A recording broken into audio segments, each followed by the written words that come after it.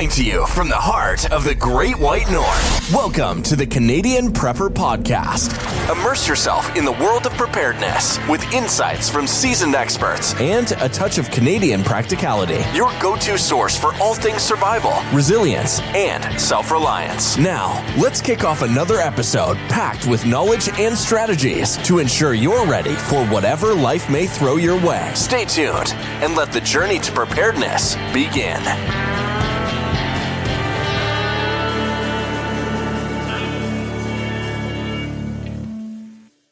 Welcome to episode 259 of the Canadian Prepper Podcast, recorded January 19th, 2025. My name is Ian. I am the professional chicken wrangler, mediocre homesteader, casual podcaster, and thanks to a battlefield promotion tonight, Eric has left me in charge. Chaos shall ensue. What a fool.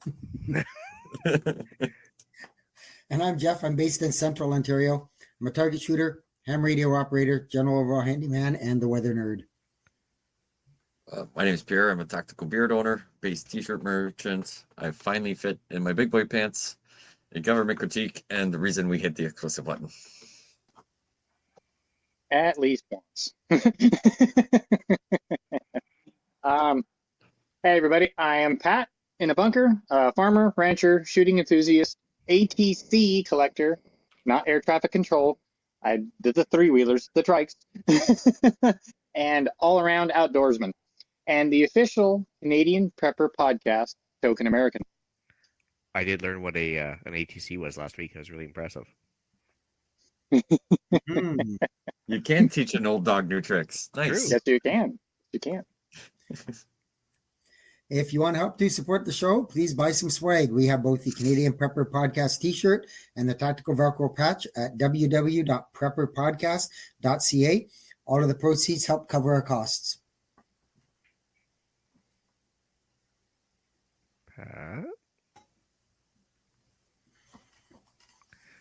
Well, if you're enjoying the show, please take a few minutes and submit a review wherever you found us. We want feedback, even if it's bad. And we also invite you to reach out and tell us about something you learned this week. You can email us at feedback@prepperpodcast.ca. All right, guys, we're going to start off with some relevant news, update you on our personal preps. Then we'll get to the main topic, which is storage longevity tonight. So besides me, anybody got any news? Yeah, tomorrow is Orange Day in the U.S. For those of you who don't know what I mean, figure it out. All right. Yes, since I am the official Token American on here, that is our president's inauguration day. So even though he's already been officially sworn in because of the holiday and everything, it's just pomp and circumstance on Monday. So there you go. And the village people were performing tonight at a rally, I guess, for that celebration, which was kind of awesome. It's like I'm surprised most of those guys are still alive, honestly. But yeah. Anyway. Yeah. Yeah, cool. So the big change down south for sure. I wish we could say we had a change out happening soon, but we don't. Yeah. So Good luck. that's for tomorrow's podcast. Anyway, for myself, I just thought it was kind of funny more than anything else that Vancouver issued an extreme cold weather advisory because it's going to be -2 tonight, which is 28 degrees for you, Pat. It's chilly.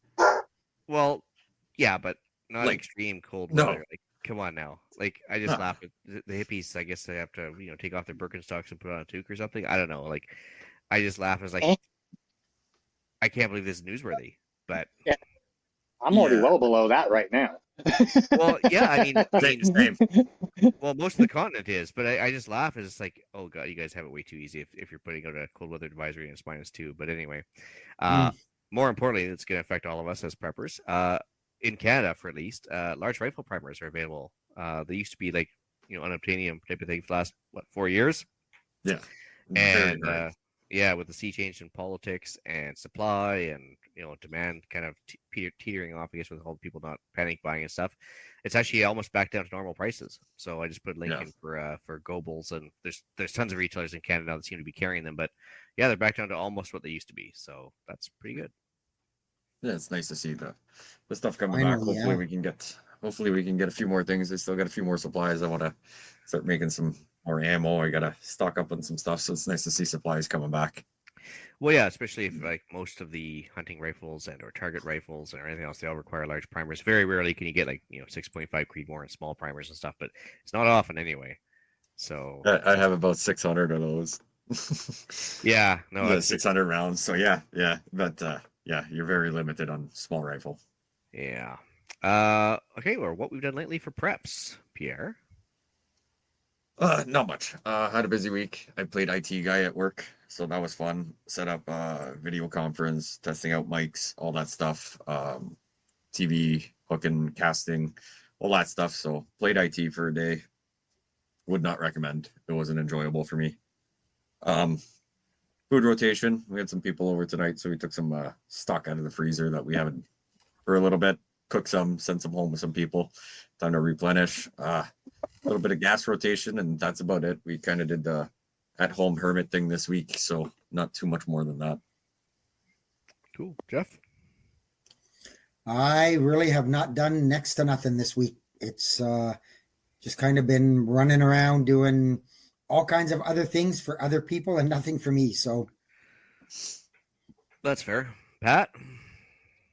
Well, right before the real Arctic blast swung in, got my shop reloaded with wood, cut a bunch of wood for that shop just to have a little extra on hand, and always usually do that in between downtimes and stuff, just either for the house or the shop.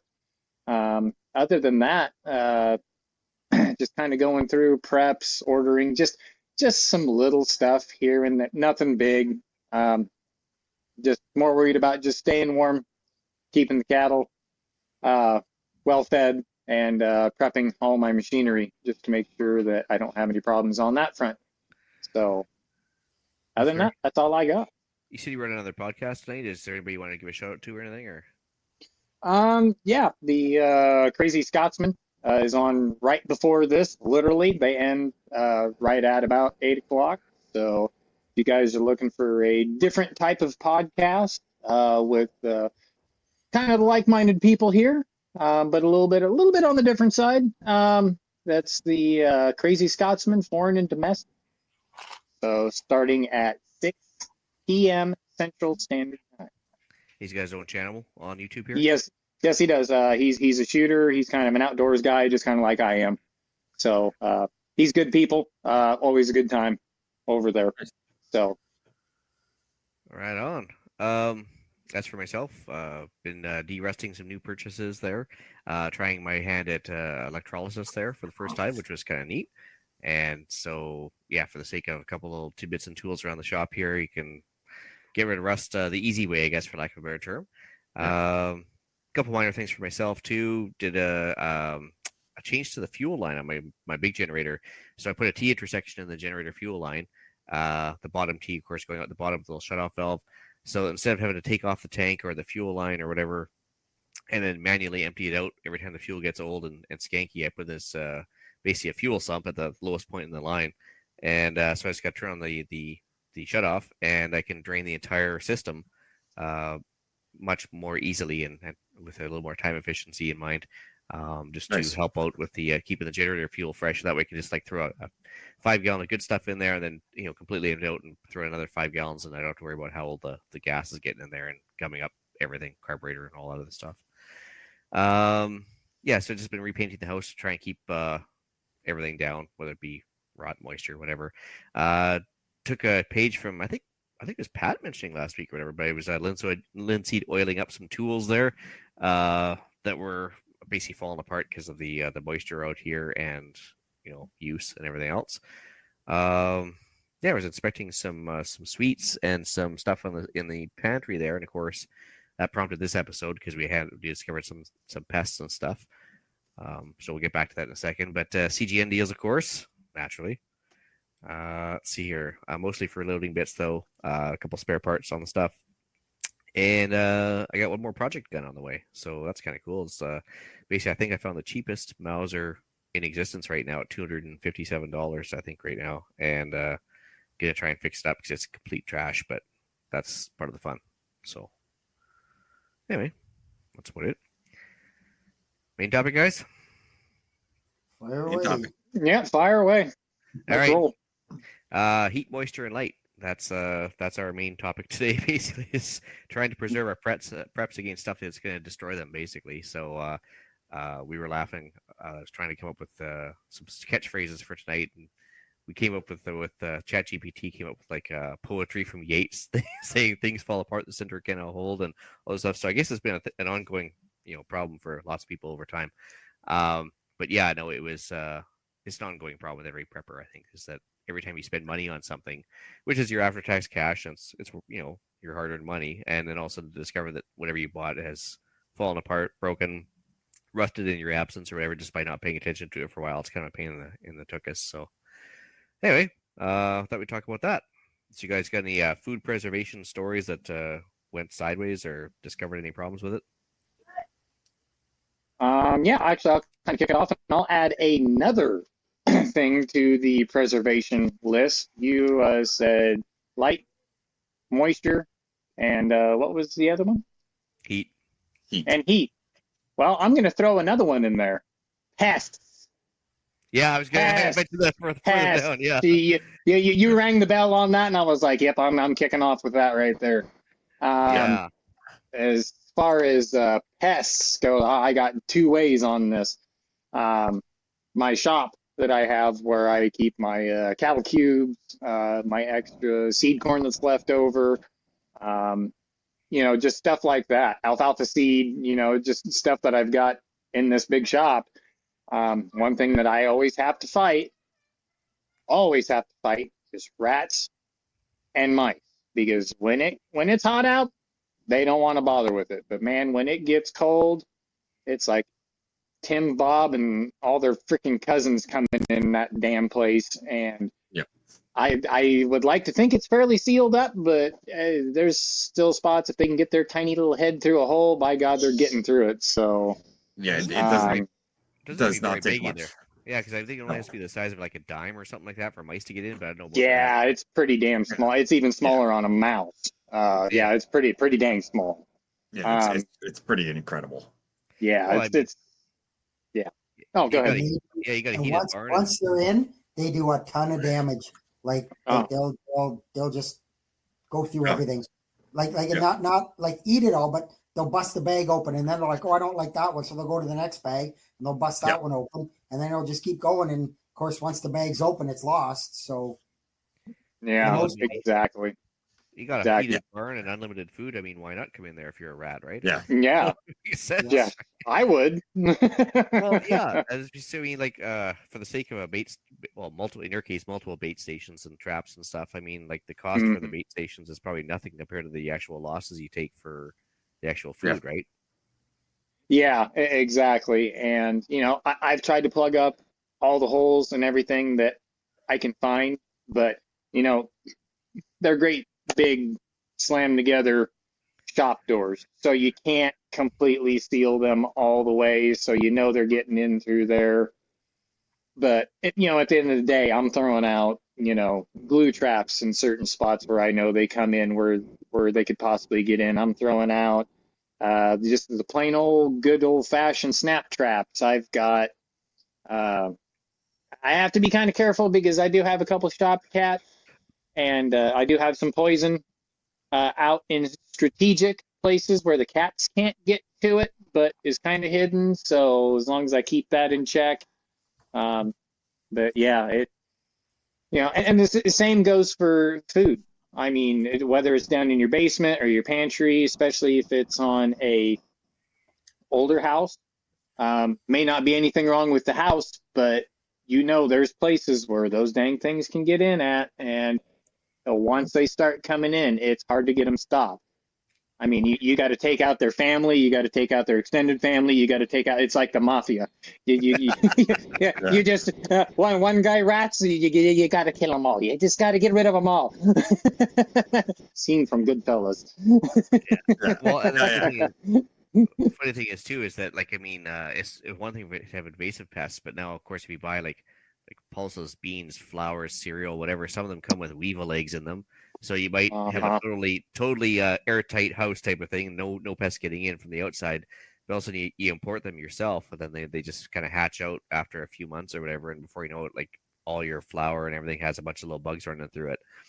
So I've seen pictures of that, and it's like It was a sealed bag. The person that posted it was a sealed bag, and they set it down in their It's nasty. cool room or whatever. And they went back like 4 months later and held it up, and it was just full of little black spots of bugs and stuff. And I'm like, what?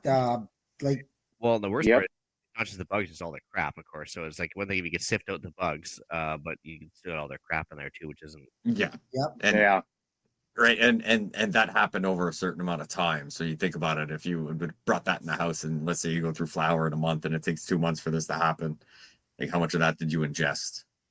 Yeah.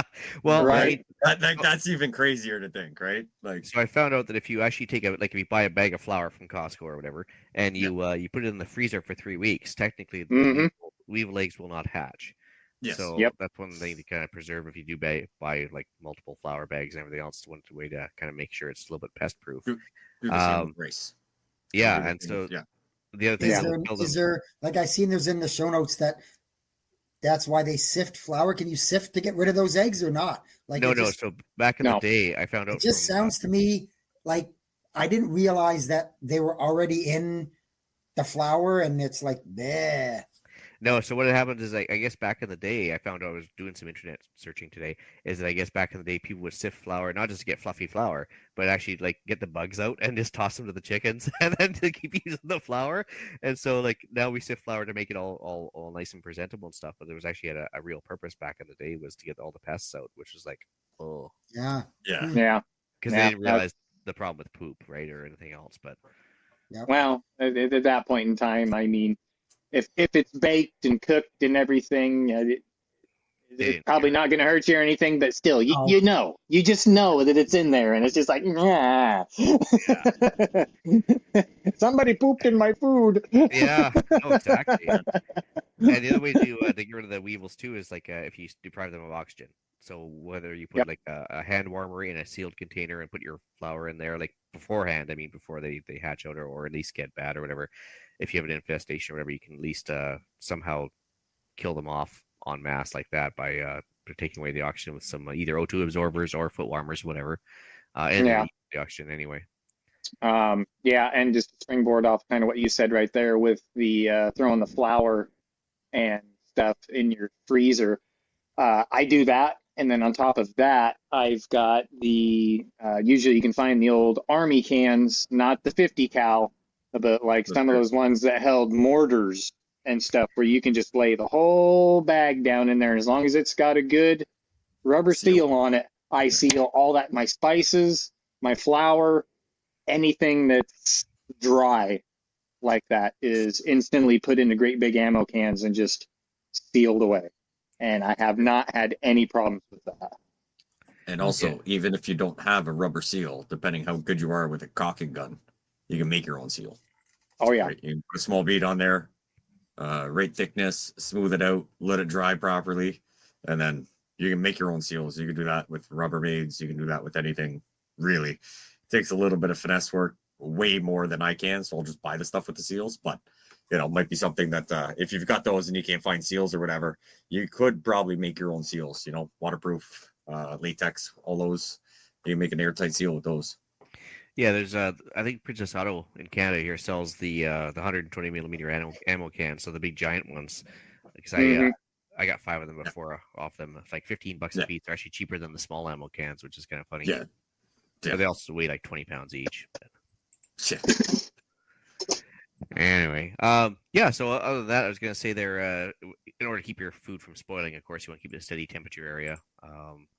One other thing we ran into today, we were doing some inventory. All sorts of stuff has a bunch of oil in it, like mostly seed oils, right? So chips, crackers, lard, is an animal oil, obviously. Animal feed, nuts, coffee, everything. And it's got oil on it. It's going to stay. It's going to go rancid if it's been sitting there too long.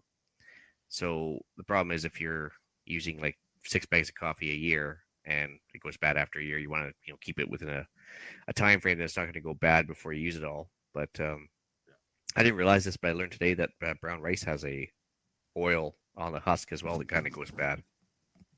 Oh, I didn't know that either. Huh, yeah, I didn't know that.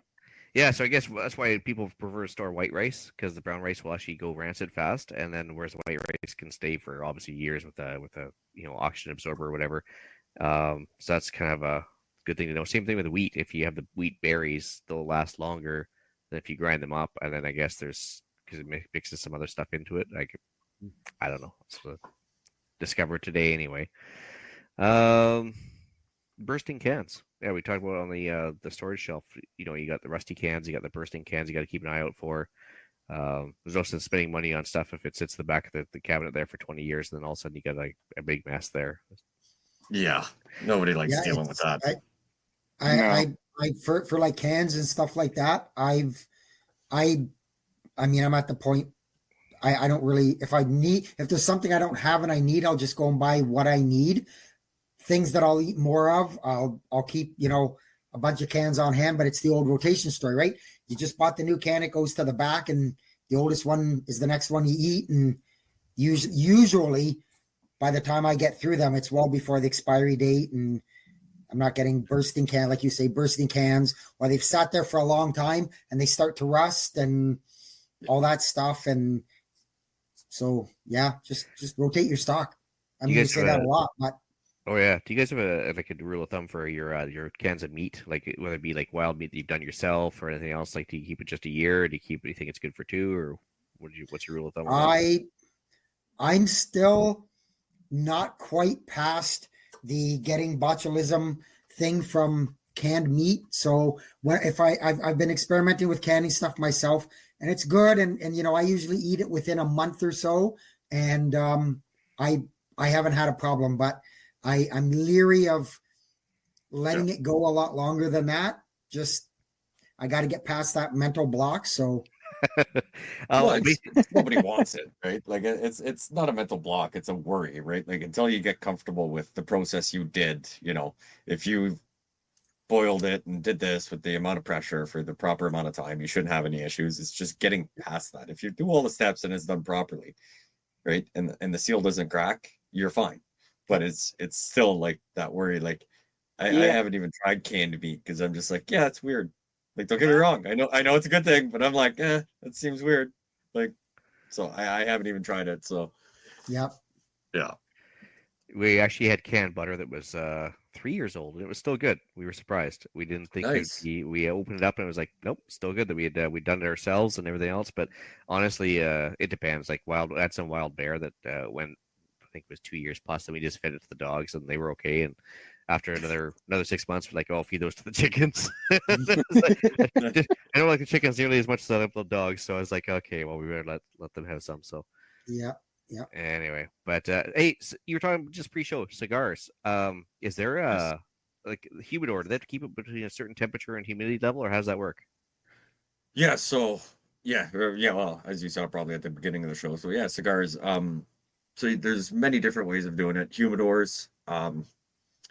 Few different ways you can do distilled water. They've got solutions that you put in this little tray, and it keeps little boxes, fridges, whatever you want. You can pretty much, depending how many you have, you can do Ziplocs with, I think they're called Bovita packs. They're humidity controlled packs.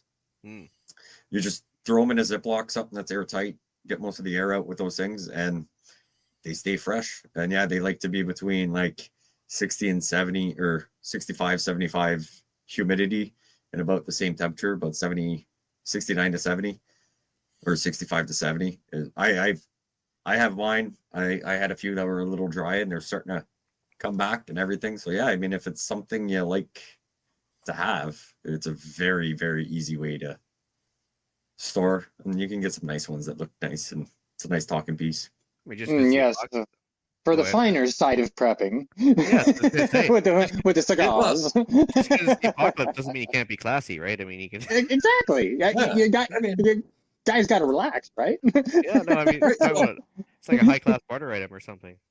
Well, it's a high class barter item, and we always keep telling people, right? Like, hey, don't forget about yourself. Those little things in life. I'm not saying you got to have 1,000 cigars in your house, but if from time to time you like a cigar and it's been a stressful week, and whatever, and you've got time and you want to kick back for half hour, 45 minutes, like, you can't go to the store and get one.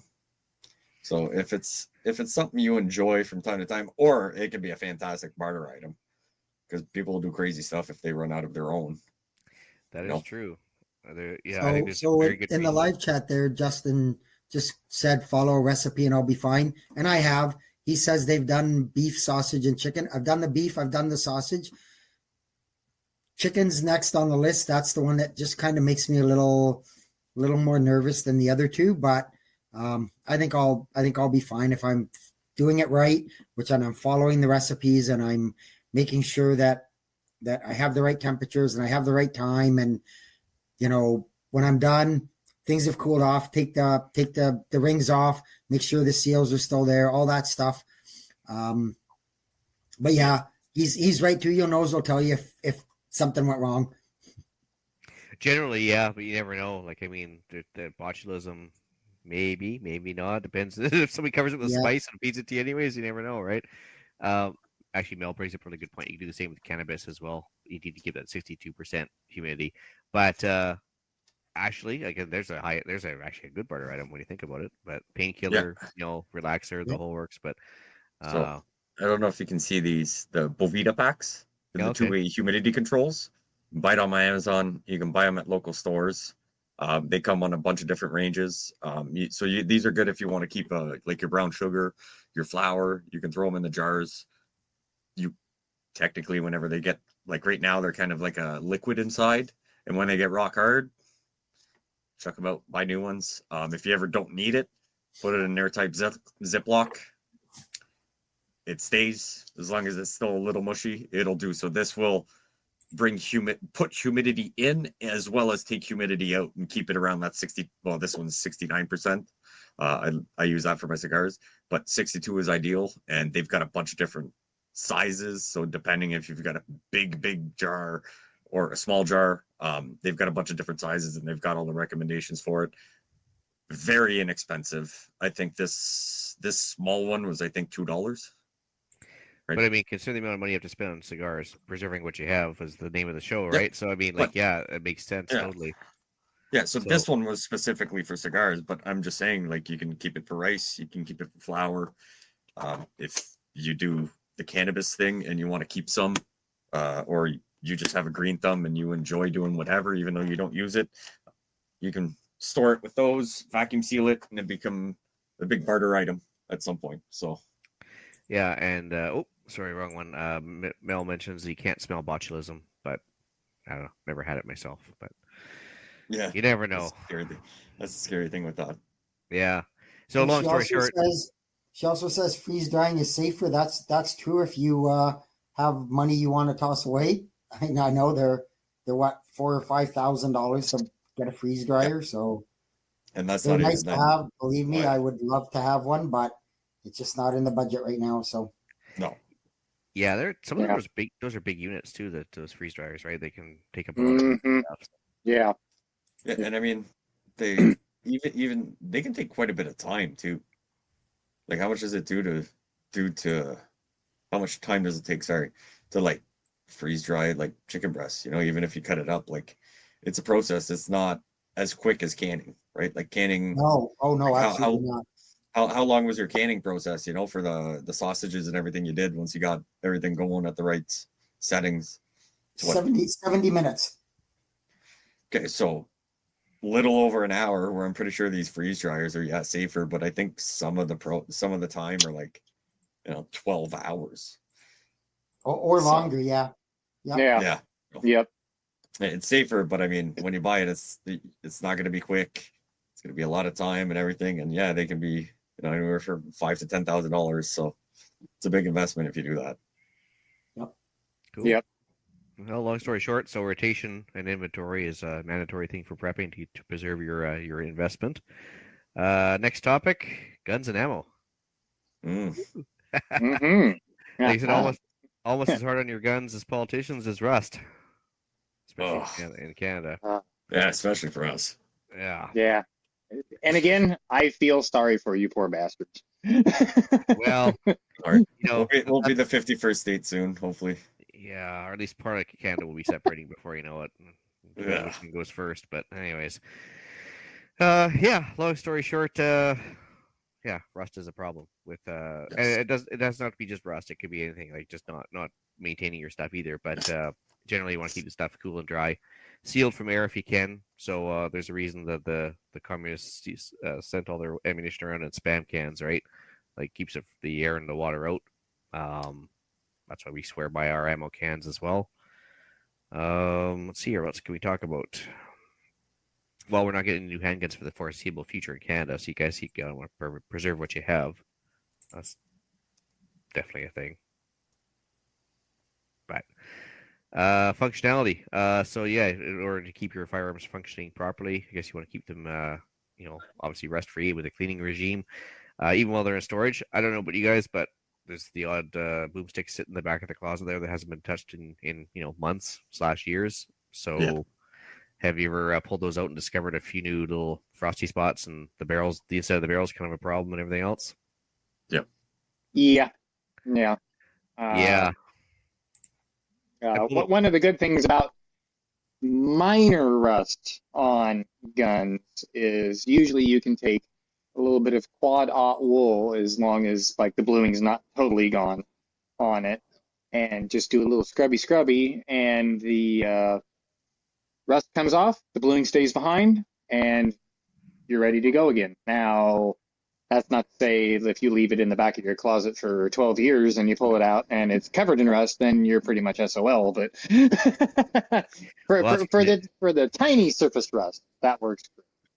Yeah, no, for sure. I mean, I mentioned the steel wool and the oil for sure. That's one way. Like you said, if it's covered in rust, you can try the electrolysis thing, like I did recently here, which basically just involves like shoving in water. Positive end for the part that you want to sacrifice, like the steel chunk that you leave in there. Put your part that you want to keep on the negative end. Just hook up like a wall wart from a computer power supply or anything else on either side, and a little bit of not baking soda but washing soda in the water, and before you know it, everything's bubbling and derusting after a couple hours, and it's good to go. Actually, how did that work out for you? Really well, actually. So I had a Mauser magazine well, and I threw it in there because the inside of the magazine well was rusty, and I couldn't quite get to a lot of the parts. So I just wrapped a wire around the. I cut a couple pieces of rebar, attached the positive lead to one rebar, stuck it in the water, and wrapped a piece of wire between the rebar and the magazine well, attached the negative end. Left it on there, and it starts bubbling right away, and it's giving off like a hydrogen and oxygen you can see. So of course you don't want to be smoking over top of it, I suppose. But it's, but yeah, no, I mean it's small amounts of just tiny little microscopic bubbles coming off, right? But then 2 hours later, I pulled it out, and rust basically was there, but you just take a cloth and wipe it off, and it just disappears. So it's pretty cool that way. But of course, if you leave it, then it's going to re-rust right away. So you got to make sure you either oil it or re-blue it or do something with it after you pull it out of there, right? But that was really cool. So I just actually pulled out my grandpa's 22 here out of the closet about a week and a half ago, and the inside of the barrel has actually got a little bit of surface stuff going on. But yeah, I just run some steel wool on the outside, and then run just a cleaning brush on the inside. Yeah, it's all good again. Just got to keep on top of that stuff though. And then the other thing I was going to say, because the last thing that we don't have that's banned that's not banned in Canada is the SKS, and of course it uses corrosive ammo. So a lot of people don't take care of their weapons well enough, and I mean if they leave that corrosive salts in there after they've gone shooting, then before you know it, they've got a rusty barrel, and there goes their preps, right? Yeah, especially with the SKS, and that's Scott's asking, what is bluing? Oh, bluing is basically a controlled rust. So it looks black, but it's called bluing, and it's the outside surface treatment on a firearm that basically prevents. It's the type of rust that you want because it actually prevents other rust from forming generally. And then nothing's perfect, but what it is, it creates an even finish that's somewhat rust resistant as long as you take care of it and keep it in oil and everything else, or keep an oil coat on it and everything else. But it looks better than rust. Yeah, so it's pretty much every gun you have that's not stainless steel has got some sort of bluing on it. Exactly, unless it's been Parkerized or Cerakoted or something like that. So there's a million different kind of covers you can put on it. The main difference between the different kinds of oxide, black oxide keeps everything else out, and that's the one you want, and orange oxide is the thing that forms on vehicles and steel and everything else. And that's the one that will absolutely eat the crap out of everything. So there's different oxides. There's good oxides and bad oxides. So. And probably 90% of guns out there have bluing on them generally, unless there's some sort of a higher end or custom job or something that you've tinkered with yourself or whatever, right? Yeah, if you bought anything under $1,000, it's not Cerakoted, it's not anything else. If it's not stainless steel at that point, it's blued steel. Yeah. Right. Not to be confused with blue steel from Zoolander, right? Yeah, that's a look. That's a look.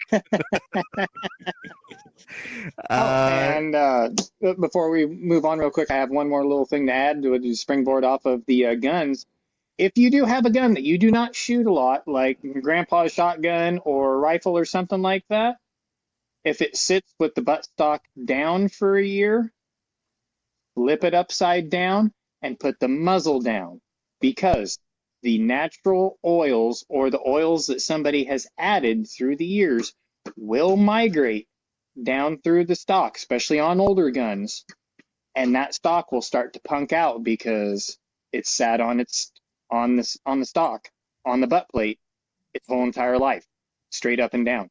That oil will migrate through there, and now those old stocks will punk out. So if you want to keep that oil level from going down through the wood, 1 year up, 1 year down. And that helps with wood preservation. Especially if you oil the crap out of your firearms and you have a bunch of excess oil Yep. in the receiver, and you leave it up, and it's going to go right where that wood meets the back end of the receiver. Yep. It's going to just become mush before you know it. So yep, that's exactly. Very, very good point. Same thing with the ammo, though. More importantly, is got to keep taking care of your ammo. So tarnished ammo, so whether it be just excessive moisture or dirt on it or whatever, can lead to feeding issues, primer failures, extreme moisture. It's pretty well sealed, but it could get some powder caking inside if you get a little bit of moisture in the powder, hence keep your powder dry type of thing. That is a problem too. Anybody that stores their ammo down in the basement, whether it be flooding or just basement moisture or whatever, that can be another problem, where the spam cans or ammo cans would really come in handy to preserve your stuff, right? Even if it's the plastic ones. I have plastic ones that come on a carry tray, but they have a seal on it. They're fairly airtight. Still crack them open, shake the rounds around, make sure there's no clumps in them. When we can't, well, half of them I can't use right now, but that's beside the point. But or at least not for now. Yeah. Definitely.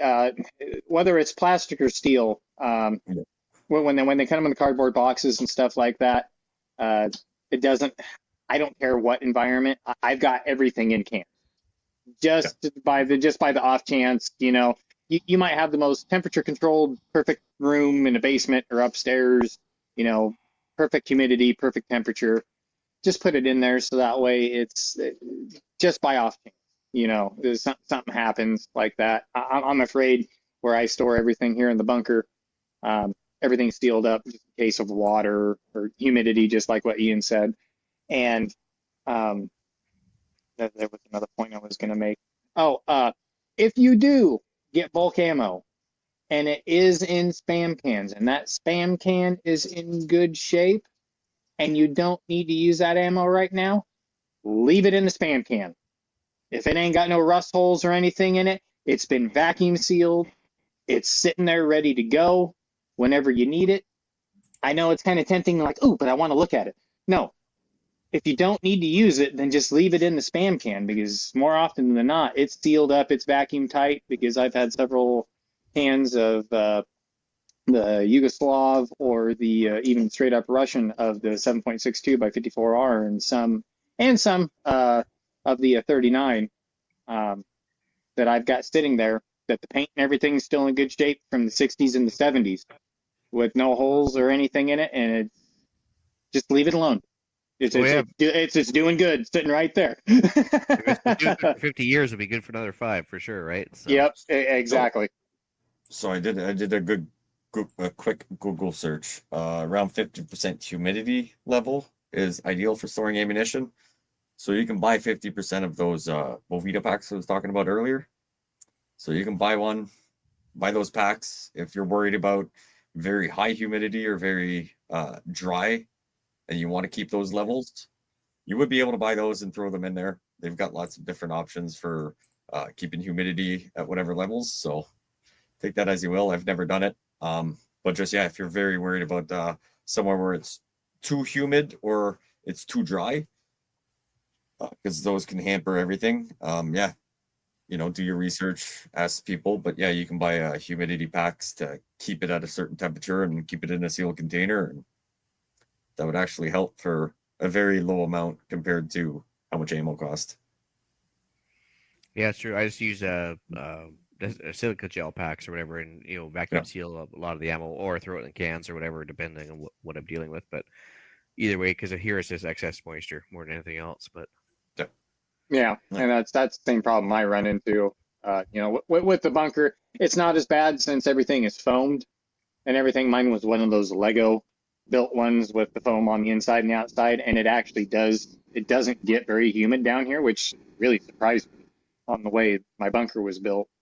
But so 9 times out of 10 I'm running silica and everything, just throwing a pack in there with everything, and everything seemed pretty good. I've had some ammo that was 5 years old and ammo cans, 9mm specifically, and pulled it out, shot it, no problem.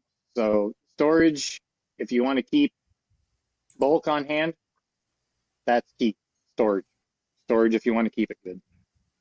Cool. Tools. You touched on that last week, I think, Pat, and then also I was talking about that today. Like rusted ones, they will break, they won't adjust, they can become a real pain in the ass. Usually when you buy a shovel nowadays from the store, they come with that thin layer of polyurethane or whatever on it. I made the mistake of leaving that stuff on there, and then before you know it, it's fine. Then all of a sudden there'll be a big giant crack in the wood, and then it's kind of useless. So I've kind of learned now to, sand that stuff off, put on linseed oil, and actually take care of it over time, and it lasts like way longer. I don't know what you do for tool preservation or whatever, but it's amazing how much those handles are starting to cost now for it to replace them, right? Yes. Yeah, and I just got done replacing a axe handle on a mini fire axe. That it's not a full size fireman's axe, but it's a miniature one. And I wound up having to replace the handle on it because when I first started using it, I used it to break open ponds and waterers for my cattle. And what happened was water got in through the top of the head of the axe and started soaking in, even though I was bringing it into the pickup and letting it warm up on the floorboards and everything with the heat and everything on it.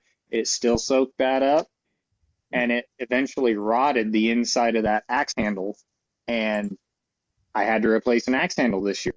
And I've always linseeded the outside of it, but that was one thing I never thought about the top, and I don't know why. But yeah, if wood, linseed oil, especially if you're in a high moisture deal like what I'm doing with ice and breaking stuff open with it. So yeah, it's a definite must. Sure. Well, I guess I found that out by watching a couple other videos too. Is the end grain is like actually the most critical part, right? So when you're first linseed oiling them, and you do the handle a bunch of times, but you actually have to do the end grain, and it'll soak in an amazingly large amount of oil too, right? Oh yeah, it zaps it. So yeah, that's definitely a good way to go for sure. And linseed oil is cheap still, surprisingly. So like one can will last you forever too. I don't know how many tools I've done with one can here. That way more than I thought I would. So yeah. Anything metal, honestly, any oil, used motor oil, new oil. I mean, obviously you'd be better off buying almost like a WD-40. I mean, not really WD-40. That's a little on the slick side, but putting any type of oil on any open metal will prevent rust. I mean, you'll have to clean it off if you need it, but to preserve stuff, especially if it's not a thing you use every day, something you've just got in the shop and you're not going to be in the shop because it's winter, getting some good oil soaked on all the metal parts or whatever, and then a nice clean when you need it, bring it up back into temperature, clean it off, do what you got to do, and then re-oil it before you put it away. Well, Melissa says, what about KY? No. Anyway, because that's water-based. Mel, come on now. That's for a different kind of tool. Yeah, that's for a different tool. Yes, and it is water-based. That's not going to help. What I was doing actually is I was going to the discount, not even a dollar store, but like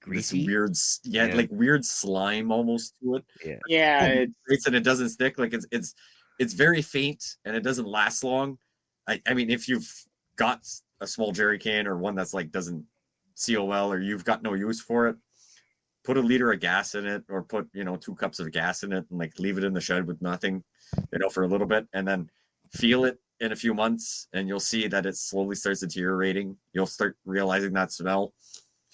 I find that's a good idea for everybody to learn, because now if you ever find a jerry can or you're unsure of your own gas or something, you can start getting the signs for it about what the gas feels like, what it smells like, the difference in color, all that stuff. It's fairly universal unless you're getting like racing gas that's already pink and stuff like that. But yeah, it wouldn't be bad to do. Yeah. I'll dovetail off of that just a little bit here. And as far as storage and keeping your fuel good, never, ever, ever, under any circumstance, store your fuel in a clear container, period.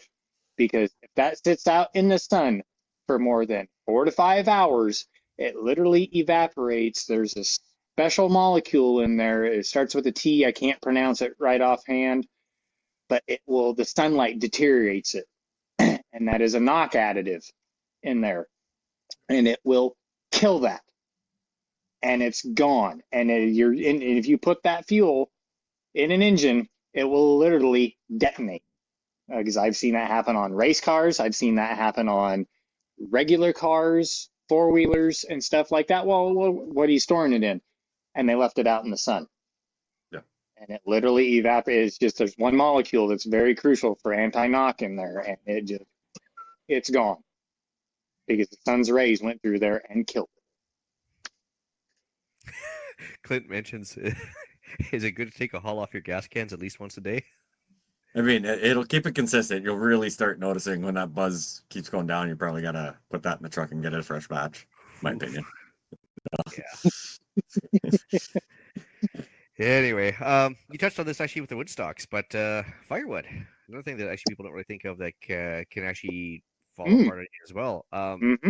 I have 2 different woodshed kind of systems going, and I left one set of wood better part of 3 years, and that seems to be what the max for me for the moisture level around here. So the stuff at the very, very back of the pile that was like exposed on one side to just the outside air, it's pretty much too punky to use now. So it's if you don't rotate your firewood too, that's a problem. So you actually have to, like, you have that 1 year wait where you have to get it to dry out, and at the end of the 3 years it's kind of too punky to use. So you got to kind of have a window there too, it seems. Unless you live in a really dry area. That's how I've done mine for probably about the last 4 years. Is the wood that I did this year and that I stored this year is for next winter. So what I burn this winter, I'll replenish it, and that will be for the winter 2 years from now. So I'm always a year ahead. And then that also, even though it's maybe only been drying for a year, it gives me some kind of a bit of a backup if it's a really, really bad winter and I burn through the wood that I have. It's not that I don't have anything left or it's piled under 2 feet of snow and it's wet and it's whatever. It's at least something that's dried for a while, and it's not going to be the best, but I can make it work. Yeah, and I mean, I solved all this. Just douse it in linseed oil, like you guys do with everything else. It'll burn, right? Yeah, and I mean, it's extra oil. I should just put linseed oil on rags and then leave it on top of the wood. Yeah, leave it on top and tuck it up in the corner. Yeah, that'd be fine. Just make sure you really ball it up and put it underneath a couple pieces of wood, and then it's fine. It's fine. It's fine. Yeah, it's fine.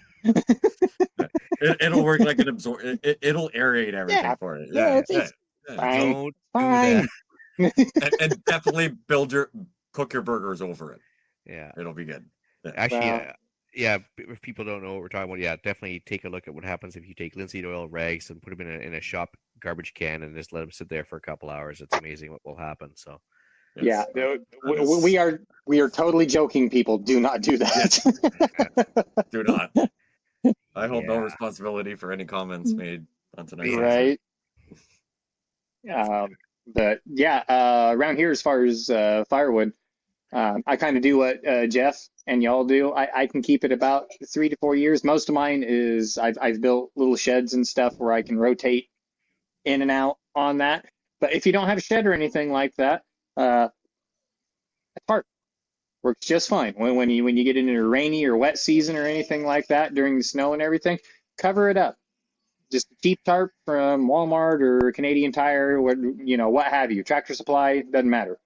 Get it covered up, and then like during the summer when you get into a dry stretch, take it off, let it breathe, let it dry back out, because it will naturally pull moisture and everything in, even if it's completely covered up, and just let it breathe.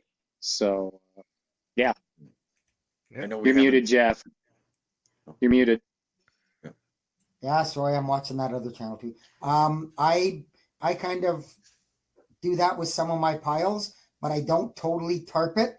I put the tarp over the top, and I'll put like 4 pegs on a corner, because you really, if you want it to dry, the best thing is airflow, and get that airflow through it. If you cut off the airflow, it's not gonna dry.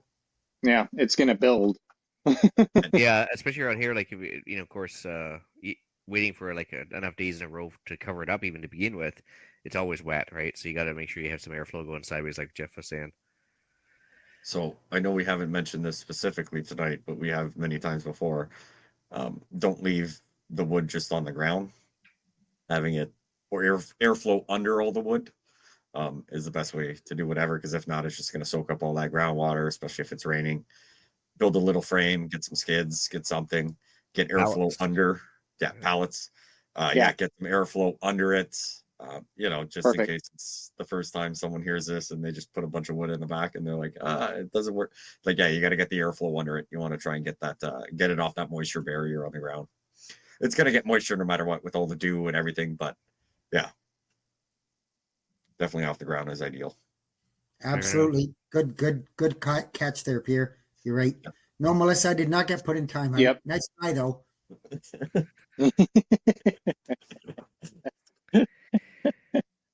All right, so next thing, batteries. So we all have battery-powered items, UV5Rs, flashlights, everything else.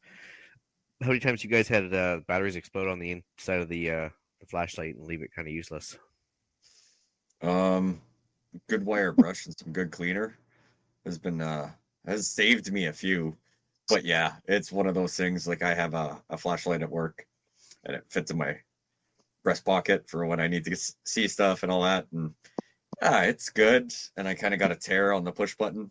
Didn't think much of it. And then it was raining. And now it still works, but I can't get the cap off to replace the batteries. So I'm going to have to figure that one out or buy a new one. So yeah, it's one of those things we never think of. I have a conspiracy theory, actually. If I was buying bulk Duracells at Costco, and those things pretty much 100% leak after about 8 months in storage, ruining not just the flashlights, but just also the investment in the batteries. I was getting kind of pissed off. So transitioned over to the Kirkland brand, and it turns out the Kirkland brand is made by Energizer, and they never leak. The Kirkland brands are actually very on par with storage and power and everything. Yes, they are very 100% Kirkland. No more Duracell for me, anyways, because I don't know how many flashlights or whatever I've lost because the Duracell's just piss acid everywhere, and it's kind of pissing me right off, actually. Duracell. Duracell. I was going to say most of those, believe it or not. So I've been finding, just kind of nosing around and stuff. Most of the no-name stuff is actually manufactured by a named company, and then they just slap a no name on it, but it's built by the same, or manufactured in the same plant by the same people that make the name brand. Yeah, just to mention, Energizer lithiums don't leak, but yeah, I mean, like I said, the Kirkland brand I think is Energizer basic brand as well, so they just branded as Kirkland, right? So.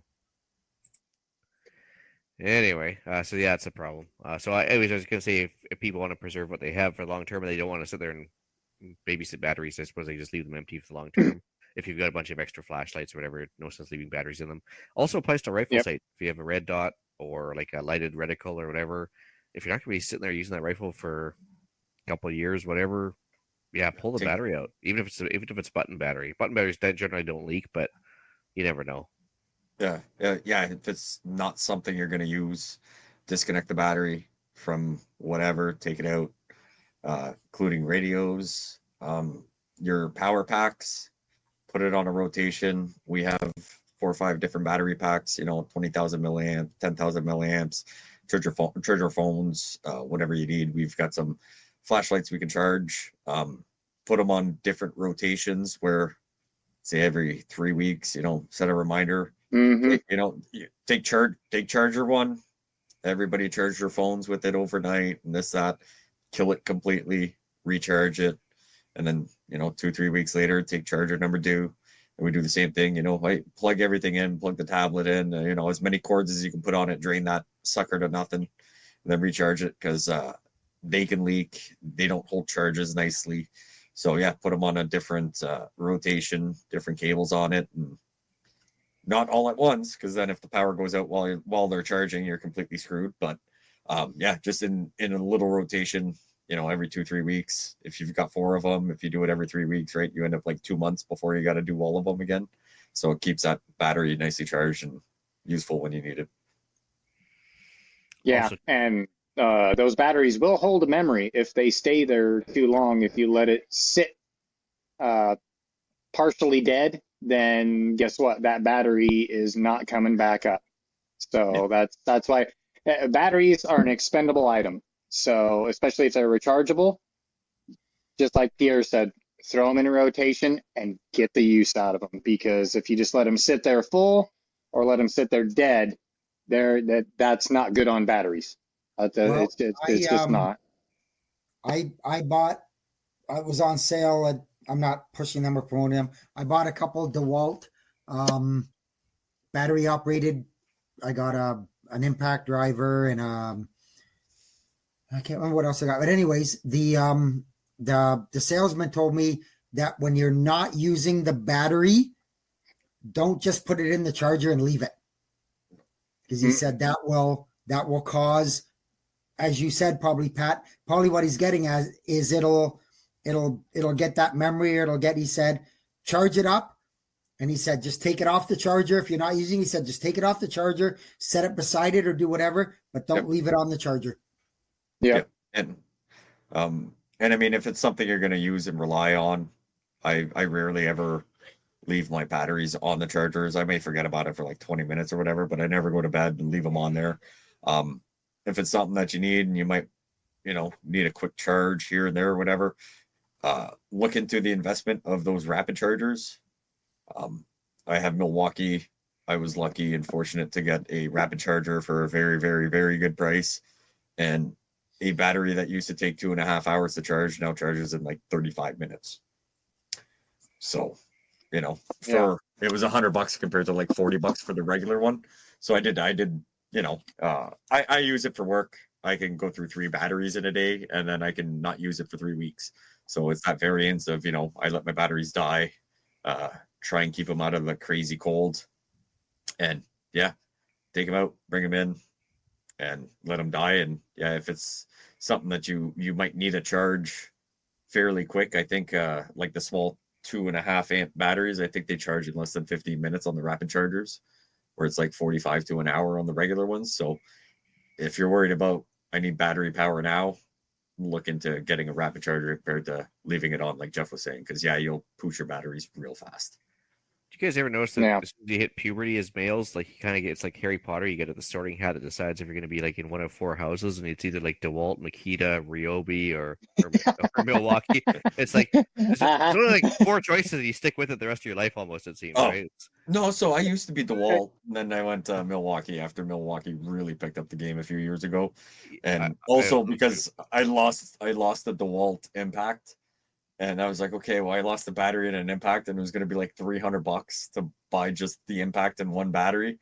And Milwaukee had a kit on for like, I think it was like $180. And I was like, well, that seems more efficient.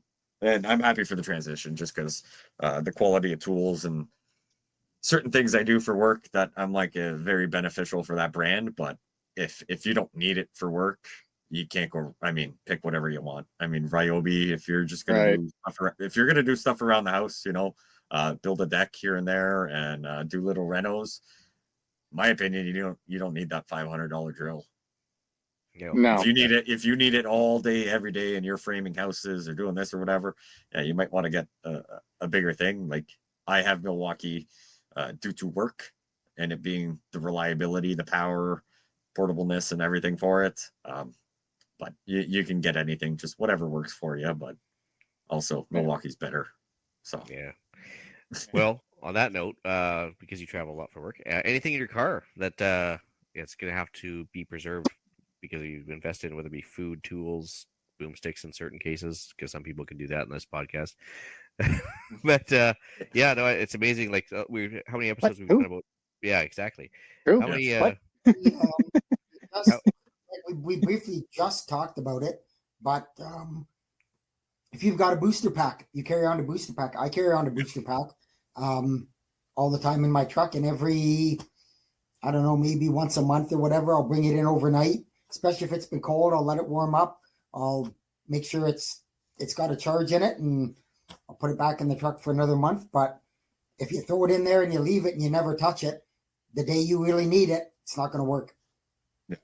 And I would even recommend, if you can, to not leave it in the truck when it's cold, because cold really messes with those batteries. Like, and trust me, I'm the worst for it, because the one I have is sitting in my work truck, and the personal one I had to bring in because it was dead out of the personal truck. But especially if you've got those little Norco or Norinco or whatever they're called, they're like the size of your cell phone, right? Like 2-3 times thicker. Yep. If you can, dollar store bag. If you've got a DeWalt bag or the Husky bags, like, those little tool bags, keep a few things in there, a bottle of water, granola bars, your booster cables, phone charger, just that. Something very small you can just grab and leave by the door on top of your boots is way better than leaving those things in your truck. It's a lot easier to leave them in the truck. In the summer and the heat, it's not great for them, but the cold really messes with those booster packs and the longevity of those batteries and the durability of those batteries. Especially when we get those crazy cold months, you can have it charged and leave it outside at -40 for 2 days, and you can't start a snowblower with it.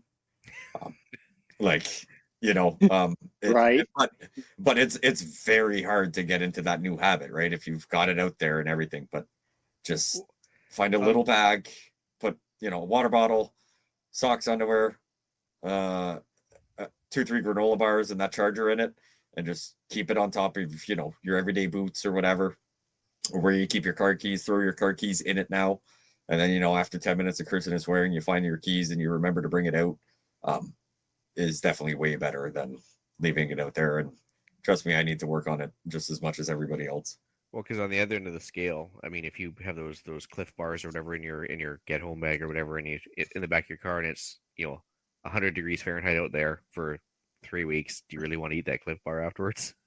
I'd prefer doing that compared to trying to eat it at -40 for 3 days. Well, at least you stay fresh, I suppose. But yeah, anyways. Yeah, but it'll break a few teeth. Yeah. Yeah. So, yeah. That's about it. I always keep extra clothes, socks this time of year, an extra pair of socks or two. Few bags, just in case I somehow get water inside my boots. Those contraband one-time use plastic bags that you used to be able to get at every store. Keep 2-3 of those. 3-4 I got, or 2 to 4, sorry. As the even numbers, we got 2 feet. You can change your socks all you want, but if your boots are wet,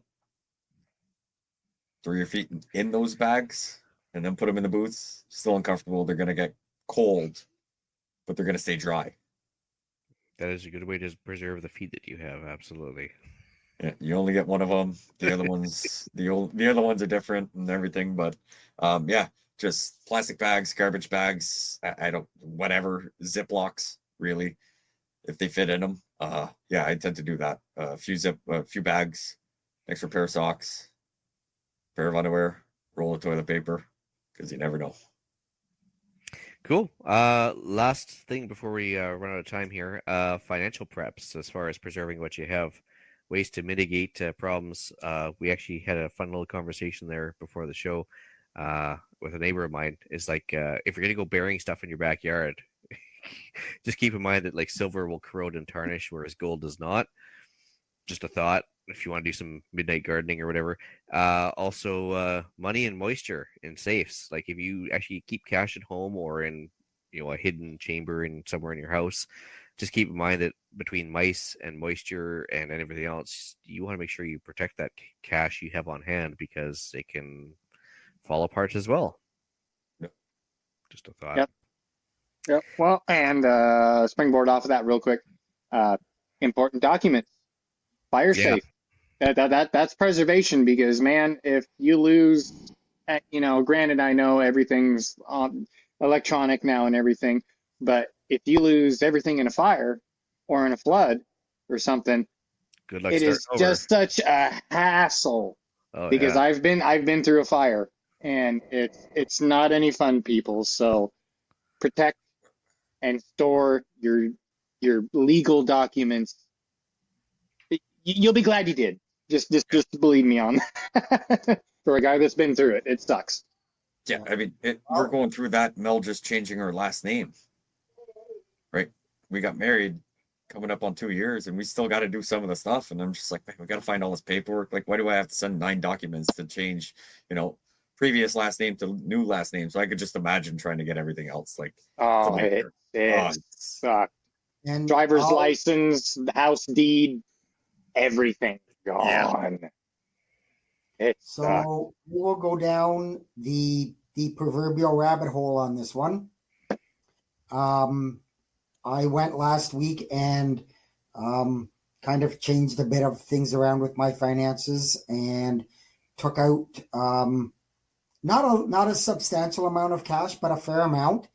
I'm not going to lie. I'm concerned about what is going to happen tomorrow and the threats of Trump slapping a 25% tariff on everything that Canada sends to the U.S. and what it's going to do to our economy. And I just would rather that cash in my pocket than sitting in a bank account that I may or may not be able to access down the road, or that my investment may become a loss instead of a gain. I don't know what's going to go on.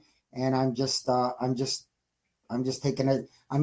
the dive that I think something's going to happen, and I'm kind of preparing myself for that. Yeah. No, fair enough. And I mean, whether it be spreading your cash around with different banks or keeping some on hand, because I mean, like, some bank could go insolvent over the next 5 years, so you never know. If you don't trust it, you can kind of spread your stuff around. Other guys had ideas of keeping prepaid credit cards or bank, gift cards out there, just if you want to stay outside the kind of financial system, just stay within a store system. That's one way to do it. There's all sorts of ways to do it, but cash is king normally. But anyway, yeah, agreed. Yeah, a bunch of ways to do it for sure. No. Well, guys, should we move on to the podcast challenge, Jeff? Sure, I got to remember to unmute myself this time. So the podcast challenge is try to inspect any and or all items you have in your long-term storage, see what condition they are in, and bring it back to a proper working condition if it's bad. Sounds like a scheme. Upcoming events, I'll cover off Terry's stuff. The annual Preppers Meet 2025. Preppers Week is July 7th to 13th. The Slovenian Hunters and Anglers Club in Alliston, Ontario is hosting the Preppers Meet. I will put the Facebook link in the show notes. Weather blurb, Jeff? Sure. So I guess to sum it up, it's going to be a crazy weather week. Right now, but they're dealing with an East Coast storm, specifically around the I-95 corridor. They're looking at heavy snow for eastern Maine through northern Maryland and Boston area. Once that kind of moves out overnight and into tomorrow, they're going to get, and everybody's going to get this flood of very, very cold air. Possibly the coldest that it's been in years. Temperatures are expected to be 15 to 25 degrees below average, and that's Fahrenheit, not Celsius. But Still, that's a very cold temperature. Areas that are used to the cold, so the northern climates, Montana, North Dakota, those areas, they still have extreme cold warnings out, and they're going to have dangerous wind chills. So, make sure that if you're out in your vehicle, we've talked about it, you've got a cold weather pack. So, you've got spare gloves, spare toque, spare mitt, dry socks, that kind of stuff. By Tuesday morning, that cold air will be flooding as far south as southern Texas, Louisiana, and even into southwest Mississippi. And they can see sleet or even possibly some snow. Tuesday night into Wednesday morning, there is a possibility, and every time I look at a model or I compare the models, they're more coming into alignment that the panhandle of Florida, southern Georgia, they're going to be into a possibly fairly significant ice storm. So if you live in that area, not trying to fearmonger, but you might want to go out and stock up on some stuff. Make sure you've got, as we say, a minimum of 72 hours of stuff, because it appears that travel is going to be significantly impacted. We may, and that storm and the snow may even wrap around and affect the Carolinas. North and South Carolina could see significant snow out of it later on in the week. So basically what I'm trying to say is it's going to be freaking cold. There's going to be some pretty bad wind chills, and a lot of areas that don't ever see cold weather and ice or snow are going to get it. So just be prepared. I've had a lot of stuff going on the last week. I admit I have not been updating the Discord as I should, but I will be doing the best I can. But it's coming, folks. Don't take this one lightly. I think you're going to be. I think some people are going to be shocked and surprised. Be frozen iguanas falling out of the trees and alligator stickles. Yep. Yep. 100%. Pretty much. Right on. Deal of the week. Kind of touched on it briefly, but I got a 40-pack of hand warmers at Costco on sale for $23.99. That's 40 packs of 2, so I guess 80 hand warmers, which actually is good for food storage. If you want to take it instead of an O2 absorber, you can kind of use those. Obviously, in the back of your car, it's good. Everything else, there's multiple uses for them. Whatever, they eat oxygen, which is the important part. So I'll put the link in the show notes as well. See here, shoutouts. I got Milsar Baron for the Fountain of Knowledge lately with all my restoration work I've been doing lately. So thanks to him. Nice. No emails. Anything else, guys? I don't think so. Going on. No. Don't eat lemon snow cones. They're probably That's not- true. No, don't eat yellow snow. Don't piss in the wind. That's always a good idea. No. With that note, I will bring episode 259 of the Canadian Prepper Podcast to an end. You can find the audio podcast on iTunes, Spotify, or your favorite podcast app. Please submit a review. It helps the algorithm to promote us, letting other people find the show. And we do record these shows live on YouTube and Facebook. If you want an early peek at the shows, please subscribe to the YouTube channel, Canadian Prepper Podcast, and click the notifications tab. That will give you an alert when we're going live. If anybody wants to reach out to me and Eric decides to make an appearance and send email to me, it's feedback@prepperpodcast.ca. He's busy at his NAMBLA fundraising meeting, I think it was today or something like that. Yeah, or some excuse about sick kids or something, like just Yeah, come on. any excuse, No. So Here, we all see where you guys stand in his hierarchy. You can find me off the wall customizing TikTok currently for now. I don't know. I think till next week. yeah, somewhere. I'm on the Discord, not active very much on this one as well as the other CPP. Or you can find me Monday nights potentially with another panelist talking about where we critique say the it government. there, talking shit about the government. Yeah, talk shit about the government. But yeah. lots of material this week. So Oh, there's so much. I Yeah. can't wait. Oh, Can't wait. you got I it. need You to- got it. Ask for Yeah, it. I need a fresh bottle for tomorrow night, apparently. But yeah, that is YouTube's Monday nights at 9:00 on the other CPP Canadian Patriot podcast. All right, and well, you can find me as well on YouTube at Pat in a Bunker, just as it's spelled out right there on the letterhead right there. And you can also find me on Facebook at Pat Hirsch. I do some posting over there as well. And if you need to get a hold of me, it is cruisin165 at gmail.com. It is CRUIZIN 165. So not the typical spelling. So anyway, that's what I got. So also a listener did clarify that apparently I didn't say anything that might have caused the explicit button, so I just want to make sure that we fucking hit that. All right. Fuck it, we're going Well, live. come on, Pierre. You couldn't just make it through one episode, eh? Yeah. Hey, No. they asked for it. It's in the comments. Okay. All right. Well, you can reach Ian directly by emailing me at theislandofretreat@gmail.com. You can also find me with Pierre on Canadian Patriot Podcast, live on YouTube. We record Monday evenings at 9 p.m. Eastern, as well as iTunes. You can join the Discord app for both CPPs, and there you can find us discussing why government waste and the general degradation of society has been using lots of hand warmers, yet somehow my hands are still cold. Anyways, thanks for joining us. Until next time, be prepared, stay safe.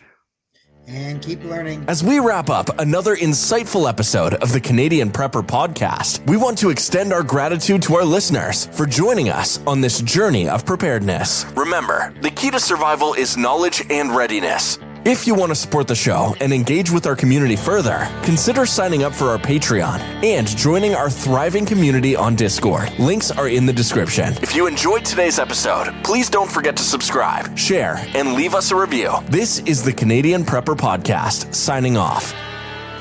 Until next time, be prepared, stay safe, and keep learning.